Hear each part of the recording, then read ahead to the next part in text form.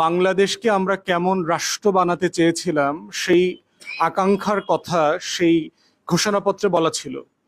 তার ভিতরে উল্লেখযোগ্য কথা ছিল যে বাংলাদেশকে আমরা একটা জনগণের রাষ্ট্র বানাতে চেয়েছিলাম। পিপলস রিপাবলিক বলা আছে, ঘোষণাপত্রেও আছে, আমাদের সংবিধানেও আছে। এই জনগণের রাষ্ট্রটা মানে কি? জনগণের রাষ্ট্রটা মানে হচ্ছে কোনো পরিবারের, কোনো ব্যক্তির, কোনো সামরিক বাহিনীর, কোনো প্রশাসনের, কোনো জমিদারের রাষ্ট্র হবে না। এটা এটা আমার আপনার এই 20 কোটি মানুষ, তখনকার 7.5 কোটি মানুষের একটা রাষ্ট্র হবে।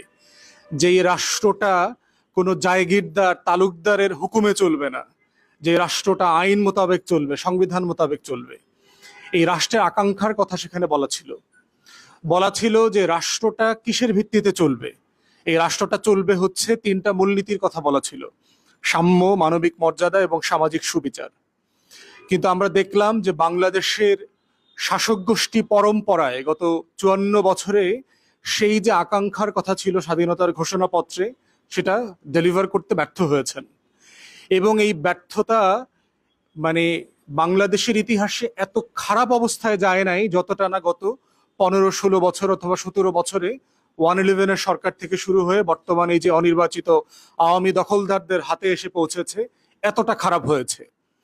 এবং আমরা বরাবরই বলছি যে এই রাষ্ট্রটা যে কারণে গঠিত হয়েছিল তার প্রত্যেকটা কারণ, ধারা, উপধারা, শর্ত, আকাঙ্ক্ষা, কিভাবে আওয়ামী লীগ গাদ্দারি করেছে, সে আকাঙ্ক্ষার সাথে বেইমানি করেছে এবং রাষ্ট্রকে একটা ব্যর্থ রাষ্ট্রের দিকে ঠেলে দিয়েছে। সম্প্রতি দেখেছেন আপনারা, এই এপ্রিল মাসে 2টো প্রতিবেদন এসেছে মার্কিন যুক্তরাষ্ট্র থেকে। আটলান্টিক কাউন্সিল নামে একটা খুব গুরুত্বপূর্ণ মার্কিন যুক্তরাষ্ট্রের থিঙ্ক ট্যাঙ্ক আছে।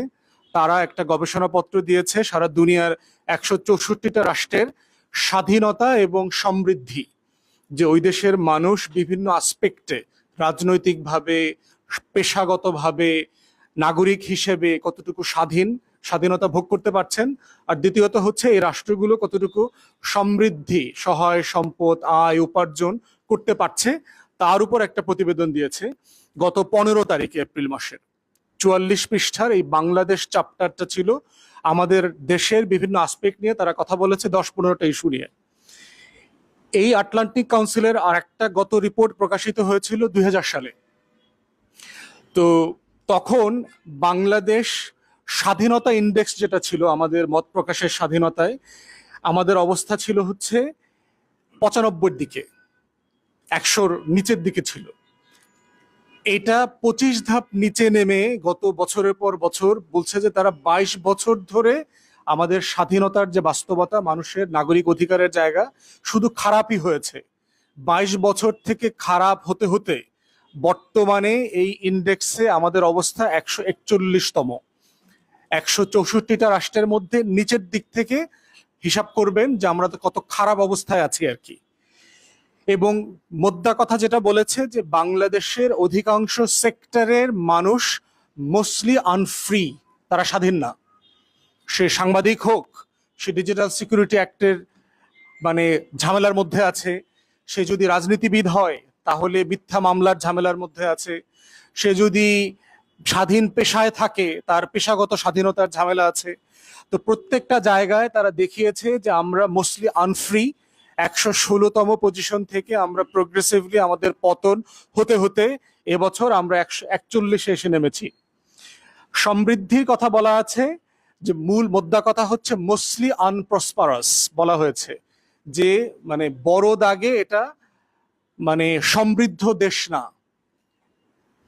এবং এই দুইটা ইন্ডেক্সে আমাদের এই যে দক্ষিণ এশিয়ার যে প্রতিবেশী যারা আছে, এদের অধিকাংশ দেশের তুলনায় আমাদের অবস্থা খারাপ।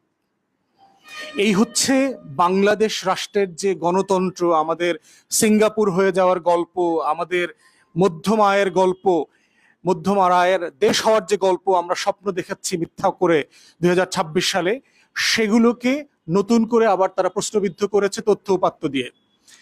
তারা গুরুত্বপূর্ণ অনেকগুলো তথ্য দিয়েছে সেখানে, যে জানুয়ারির নির্বাচনের কথা বলেছে। জানুয়ারির নির্বাচনের ব্যাপারে তারা বলেছে যে এটা একটা ডমিনেন্ট পার্টি সিস্টেম ইলেকশন হচ্ছে।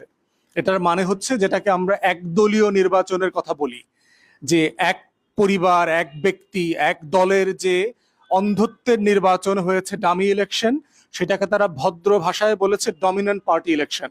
যেখানে আর কেউ অংশগ্রহণ করে নাই, করতে পারে নাই। তারা বলেছে যে ফ্রিডমের সাথে, স্বাধীনতার সাথে সমৃদ্ধির সম্পর্ক আছে। যে দেশের মানুষগুলা কম স্বাধীন সেই দেশটা কম্পারেটিভলি গরিব রাষ্ট্র। এটা আপনাদেরকে এক্সাম্পল দিয়ে বোঝাই। যেমন দেখবেন উগান্ডায় স্বাধীনতা কম, এই জন্য এটা তৃতীয় বিশ্বের রাষ্ট্র। আবার দেখেন আমেরিকাতে তার স্বাধীনতা বেশি, ইউরোপ আমেরিকাতে পশ্চিমা দেশগুলোতে তাকে আপনার সকল ইন্ডেক্সে তার স্বাধীনতা বেশি। স্বাধীনতা বেশি হওয়ার কারণে রাষ্ট্র হিসাবে সে সম্পদশালী, সে ওয়েলদি স্টেট। তো তারা এটা হিসাব কষে ডেটা স্ট্যাটিস্টিক্স দিয়ে বুঝিয়ে দিয়েছে যেই রাষ্ট্রগুলোতে মানুষের স্বাধীনতা রিলেটিভলি বেশি সেই রাষ্ট্রগুলো কম্পারেটিভলি সমৃদ্ধ হয়। এবং তারা এক্সাম্পল দিয়েছে ভেনিজুয়েলা, নিকারাগুয়ে, তারপরে হচ্ছে রাশিয়া, টার্কি, বেলারুশ, বিভিন্ন দেশের এক্সাম্পল দিয়ে তারা বলেছে যে এই রাষ্ট্রগুলোতে যেহেতু স্বাধীনতা কম, মানুষের বেঁচে থাকার, মত প্রকাশের, পেশার, রাজনীতি করবার, নাগরিক অধিকার কম, সেই জায়গাগুলোতে তাদের সমৃদ্ধিও কম। কিছু প্র্যাকটিক্যাল এক্সাম্পল দিয়ে জিনিসটা বুঝাই দেই। যেমন দেখেন যে বাংলাদেশে যারা বিরোধী দলের রাজনীতি করে গত 15 বছর থেকে, 16 বছর থেকে, 17 বছর থেকে, এই মানুষগুলো কিভাবে স্বাধীনতা হারিয়ে ফেলেছে। তারা নিজের বাড়িতে থাকতে পারে না, নিজের ব্যবসা বাণিজ্য করতে পারছে না, নিজের প্রতিষ্ঠান চালাতে পারছে না, নিজের পুকুর, খামার, ঘের এগুলো চালাতে পারছে না। তাহলে এই যে বিরোধী দলের রাজনীতি করা মানুষগুলোর যে একটা অর্থনীতি আছে, সে বিএনপি করে, কিন্তু বিএনপির যে দোকানদারি করলে, বিএনপির লোকটা যদি ব্যবসা করে সে তো রাষ্ট্রকে ট্যাক্স দিবে, সে কর দেবে, সে রাষ্ট্রে তার দোকানে 2টা কর্মচারী অ্যাপয়েন্টেড হবে, 2টা মানুষের চাকরি হবে। বিএনপির লোকটা যদি একটা পুকুর করে, একটা ঘের করে, একটা ফার্ম করে, তাহলে এই দেশের অর্থনীতিতে এটার একটা অবদান তৈরি হবে। তাহলে একটা মানুষ বিরোধী দলের রাজনীতি করতে পারছে না, বিএনপি করতে পারছে না, জামাত করতে পারছে না, ছাত্রদল করতে পারছে না, হেফাজত করতে পারছে না, শিবির করতে পারছে না, এই যে বিশাল জনগোষ্ঠী, তার নাগরিক অধিকার যেমন নাই, তার কিন্তু অর্থনৈতিক কর্মকাণ্ড সে পরিচালনা করতে পারছে না, সে ব্যবসা করতে পারছে না। আপনারা খবর নিয়ে দেখবেন বাংলাদেশের লক্ষ লক্ষ বিরোধী দলীয় রাজনীতি কর্মী ব্যবসা বাণিজ্য থেকে ফকির হয়ে গেছে, তার দোকানপাট সে খুলতে পারছে না। তাহলে এই মার্কিন প্রতিবেদনে এই কথাটা বলবার চেষ্টা করা হয়েছে যে নাগরিক হিসাবে যদি আমার স্বাধীনতা না থাকে, আমি যদি খোলামেলা ভাবে মত প্রকাশ করে পথ চলতে না পারি, তাহলে দেখা যাবে যে আমার ব্যবসা বাণিজ্য, অর্থনীতিতে এটা একটা ইফেক্ট আছে। বিএনপির প্রচুর ব্যবসায়ীকে আমরা চিনি যারা বিরোধী দলের রাজনীতি করে, যারা ব্যাংকরাপ্ট হয়ে গেছে, ঋণ খেলাপি হয়ে গেছে, কারণ সে ব্যবসা করতে পারছে না। তাহলে বিরোধী দলের উপরে রাজনীতি করবার জন্য যে ক্র্যাকডাউন করা হচ্ছে, তার স্বাধীনতাকে যে ক্ষুণ্ণ করা হচ্ছে, এই ক্ষুণ্ণ করার রেজাল্ট কি? তার অর্থনীতি, বাংলাদেশের অর্থনীতিতে এফেক্ট করছে। এই যে আমরা তালিকা দেখতে পাচ্ছি যে এত হাজার হাজার মানুষ ঋণ খেলাপি হয়ে গেল, কিভাবে হয়ে গেল? এটা একটা প্রসেস আছে। কিছু আছে বাটপার ঋণ খেলাপি আওয়ামী লীগের, কিন্তু যারা বিরোধী দলের রাজনীতি করেছে, কারণ সে ব্যবসাটা করতে পারে নাই, সে 20 লাখ টাকা কর্জ নিয়েছিল ব্যাংক থেকে, যেহেতু সে ব্যবসাটা করতে পারে নাই, সে ফকির হয়ে গেছে। তাহলে এই প্রতিবেদন এটা বোঝানোর চেষ্টা করছে যে রাষ্ট্রকে আমার স্বাধীনতা, আমার নাগরিক অধিকারের সাথে আমার অর্থনীতির একটা যোগ সাজশ আছে, একটা সম্পর্ক আছে। সাংবাদিকদের কথা সেখানে আসছে। আপনারা জানেন যে ডিজিটাল সিকিউরিটি অ্যাক্টে শত শত সাংবাদিকদেরকে ভুয়া মামলা দিয়ে হয়রানি করা হয়েছে। এটার বেনিফিট কি? সাংবাদিকরা সত্য কথা বলছে না, সাংবাদিকরা সত্য জিনিসটাকে দেশের জন্য, জাতির জন্য তুলে আনতে পারছে না। দেখেন কদিন আগে বাংলাদেশ ব্যাংকের কয়েকজন সাংবাদিক রিপোর্ট করেছে বাংলাদেশ ব্যাংকের রিজার্ভ $14 বিলিয়ন নিচে নেমে আসছে। রিপোর্ট করার পরের দিন কি হয়েছে দেখেছেন?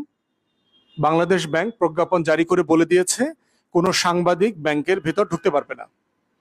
তাহলে এই যে সাংবাদিকের স্বাধীনতা আপনি ক্ষুণ্ণ করলেন, এটার ক্ষতিটা কি হইল? নাগরিক অধিকারের ক্ষতি হয়েছে।